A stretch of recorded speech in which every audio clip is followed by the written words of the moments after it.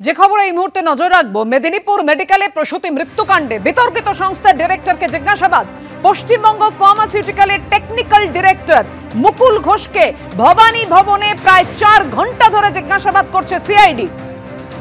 কথা বলবো, আমাদের সঙ্গে রয়েছেন আমাদের প্রতিনিধি ময়ূক ঠাকুর চক্রবর্তীর সঙ্গে কথা বলবো, কিন্তু আপনাদের জানিয়ে রাখি সিআইডি জিজ্ঞাসাবাদ করছে ভবানী ভবনে প্রায় 4 ঘন্টা ধরে মুকুল ঘোষকে। পশ্চিমবঙ্গ ফার্মাসিউটিক্যালের টেকনিক্যাল ডিরেক্টর মুকুল ঘোষকে জিজ্ঞাসাবাদ করছে সিআইডি। ফার্মাসিউটিক্যালের আরএল স্যালাইন নিয়ে আপনারা জানেন একাধিক অভিযোগ সামনে এসেছে।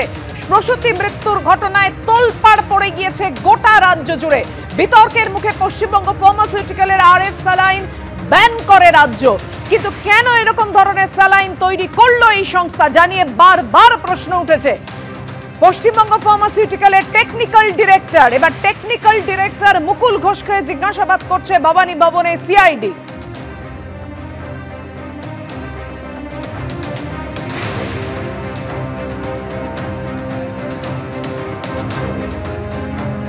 মেদিনীপুর মেডিকেলে প্রসূতি মৃত্যু কাণ্ডে আপনারা জানেন একজন প্রসূতির মৃত্যু হয়, তারপর আরো 3 জনকে এসএসকেএমে নিয়ে এসে ভর্তি করা হয়, তাদের চিকিৎসা করা হয় এখানে। সেই বিতর্কিত সংস্থা, যে সংস্থার নাম বারবার উঠে আসে, চাপের মুখে পড়ে তারপর সেই সংস্থাকে ব্যান করে রাজ্য সরকার, সেই সংস্থার ডিরেক্টরকে জিজ্ঞাসাবাদ করছে এই মুহূর্তে সিআইডি। জানাও আমাদের ময়ূক। দেখো, মুকুল ঘোষ পশ্চিমবঙ্গ ফার্মাসিউটিক্যালস এর টেকনিক্যাল ডিরেক্টর।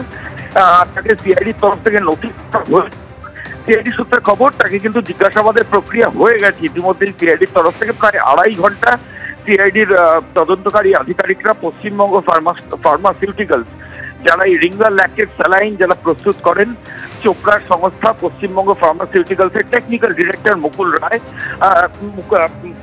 তাকে কিন্তু সিআইডির তরফ থেকে টেকনিক্যাল ডিরেক্টর পশ্চিমবঙ্গ ফার্মাসিউটিক্যালস মুকুল ঘোষ, তাকে সিআইডির তরফ থেকে নোটিশ করা হয়েছিল এবং সেই নোটিশের প্রেক্ষিতে এই টেকনিক্যাল ডিরেক্টর তিনি ভবানী ভবনে আসেন। প্লাস প্রায় 2.5 ঘন্টা গতকাল তাকে সিআইডির তদন্তকারী আধিকারিকরা জিজ্ঞাসাবাদ করেছেন এই রিঙ্গার ল্যাকটেড স্যালাইনের বিষয়ে।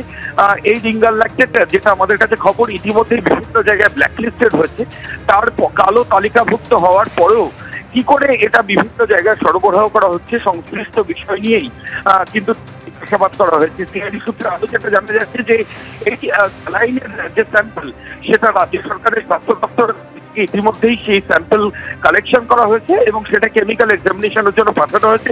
সেই রিপোর্ট এখনো পর্যন্ত হাতে আসেনি।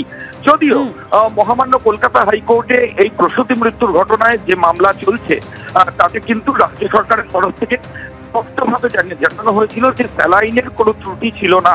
সেই জায়গাতেই আমরা যেটা দেখলাম যে গতকাল সিআইডির তরফ থেকে পশ্চিমবঙ্গ ফার্মাসিউটিক্যালস যারা স্যালাইন প্রস্তুত করেছে, তাদের যিনি টেকনিক্যাল ডিরেক্টর রয়েছেন, তাকে কিন্তু নোটিশ করা হয় এবং প্রায় 2.5 ঘন্টা তাকে জিজ্ঞাসাবাদ করা হয়। আরো যেটা জানা যাচ্ছে যে এই সংস্থার আরো বেশ কয়েকজন আন্ডার স্ক্যানার রয়েছেন, তদন্তের স্বার্থে তাদেরকেও নোটিশ করে সিআইডি তদন্তকারী আধিকারিকরা জিজ্ঞাসাবাদ করবেন। ইতিমধ্যেই মেদিনীপুর মেডিকেল কলেজের বেশ কয়েকজন ডাক্তার, রেসিডেন্সিয়াল মেডিকেল অফিসার, তাদেরকেও কিন্তু সিআইডির আধিকারিকরা তাদের স্টেটমেন্ট এই প্রসূতি মৃত্যুর ঘটনায় রেকর্ড করে। ধন্যবাদ তোমায়।